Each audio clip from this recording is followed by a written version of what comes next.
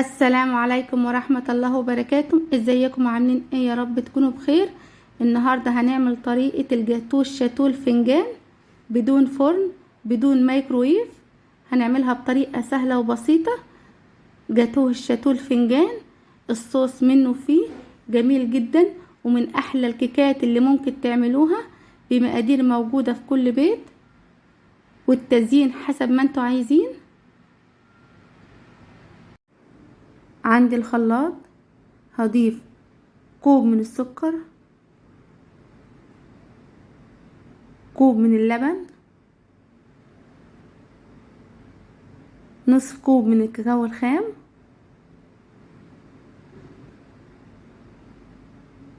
عندي كوباية من الزيت.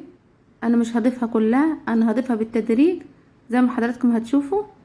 هشغل الخلاط وهضيف شوية بشوية. اهم حاجة واحنا بنضيف الزيت يكون الخلاط شغال. انا هضيف الزيت بالتدريج زي ما انتم شايفين لحد ما القوام يتقل معانا وكمية الزيت تخلص. هوريكم القوام دلوقتي. ده شكل خليط الكيك بعد ما تقل معانا. هاخد كوباية من الخليط بتاعنا. ده خليط الشوكولاتة، انا هاخد منه كوب كامل. هدخله التلاجة. هنزل الخليط دلوقتي جوه الشفشف. عندي 2 بيضة عليهم كيس من الفانيليا، هضيفهم في الخلاط وبعدين هضربهم تاني. هضرب لحد ما البيض يختفي معانا تماما.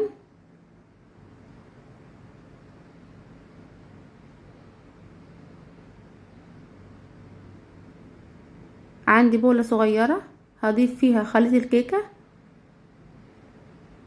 ده الخليط معانا.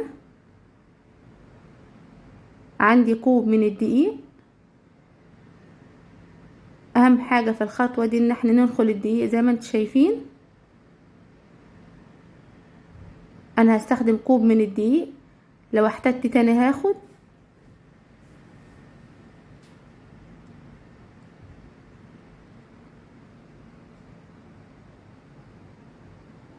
هضيف معلقة كبيرة من البيكنج باودر، معلقة تكون كبيرة وتكون مليانة. وهنخل البيكنج باودر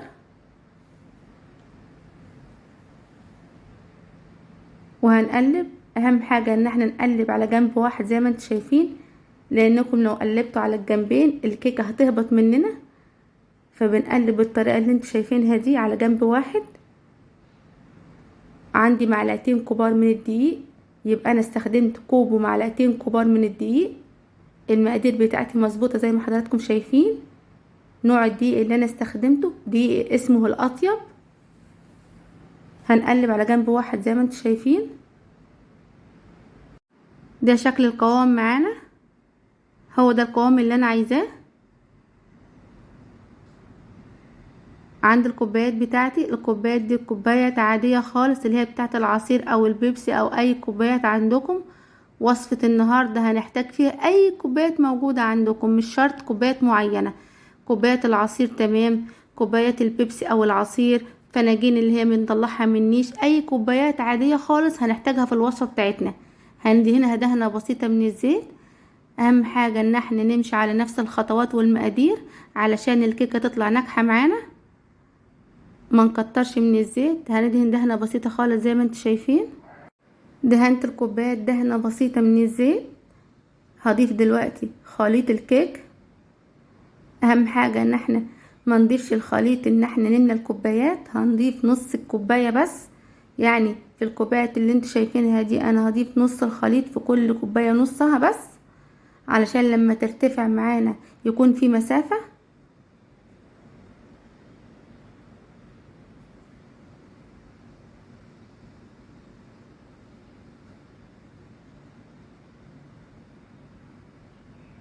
اهم حاجة ان احنا ما نمنيش الكوباية قوي علشان لسه لما هتستوي هيرتفع حجمها.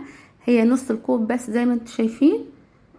انا هعبي الكمية كلها بنفس الطريقة. خليط الكيك عمل معانا 6 كوبايات زي ما انتوا شايفين،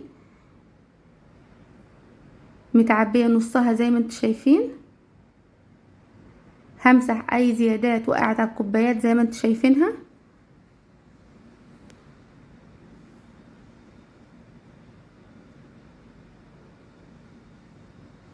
عندي حلة كبيرة ضايفة فيها تلت من المية السخنة. اهم حاجة المية تكون سخنة، مش عايزاها تكون مغلية ولا عايزاها تكون باردة، انا عايزاها تكون سخنة. والحلة تكون غويطة زي ما انتوا شايفين. هضيف الكوبايات في الحلة.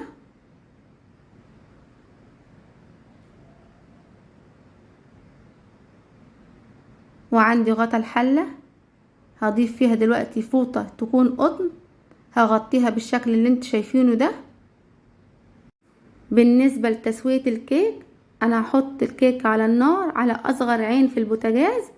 اول ما تبتدي ان المية تغلي ههدي النار خالص وهسيبها تستوي، وهقول لكم خدت مدة قد ايه بالظبط. هنفتح الكيك دلوقتي. بسم الله ما شاء الله، ده شكل الكيك معانا. خد معايا وقت على النار من فوق لمدة 19 دقيقة بالظبط على اصغر عين في البوتاجاز. هختبرها بخلة اسنان دلوقتي. لو الخلة ما طلعتش عجين يبقى استوى معانا، لو طلعت عجين يبقى لسه هنسيبها شوية. هنا الكيك استوت معانا. انا هسيبها لحد ما تبرد تماما. ده شكل الكيك معانا بعد ما برد تماما زي ما انتم شايفين. بسم الله ما شاء الله، ما خدش اي وقت معانا خالص وطلعت بالشكل والجمال اللي حضراتكم شايفينه ده. انصحكم تجربوها وهتعجبكم باذن الله، بمقادير سهله وبسيطه زي ما حضراتكم شفتوا. وهنعمل احلى كيك بصوص الشوكولاته الجميل ده. هزين الكيك بالشوكولاته زي ما انتم شايفين.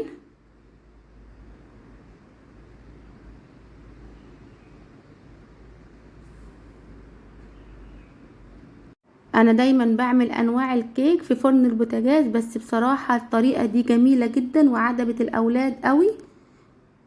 انا قلت طبعا الحق اصور لكم الفيديو قبل ما الكيك يخلص. بصراحة جميلة جدا وسهلة وبمقادير سهلة وبسيطة زي ما حضراتكم شفتوا. هزينها دلوقتي شوكولاتة شويبس او اي نوع شوكولاتة موجودة عندكم. بصراحة الكيكة جميلة وهشة جدا وطرية. انا ما زقتش الكيك اي حاجة خالص، لان الكيك مش محتاج ان انا ازقيها بلبن او اي مادة سيرب يعني، لان الكيكة بتاعتي هشة وطرية جدا.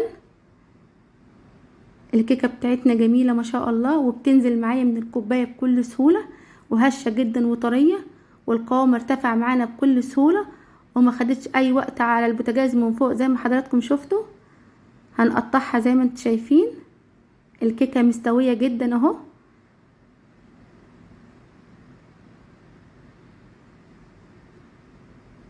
هضيف عليها شوكولاتة دلوقتي. شايفين الكيكة عاملة ازاي؟ جميلة جدا ما شاء الله.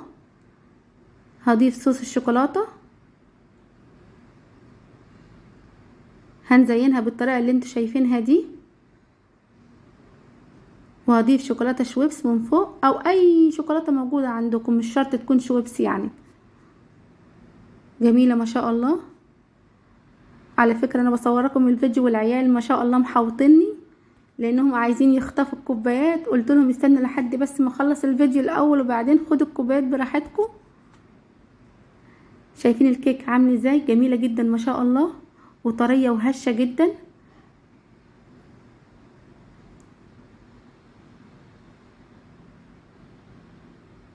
ده الكيك جوه الكوبايات زي ما انتم شايفين.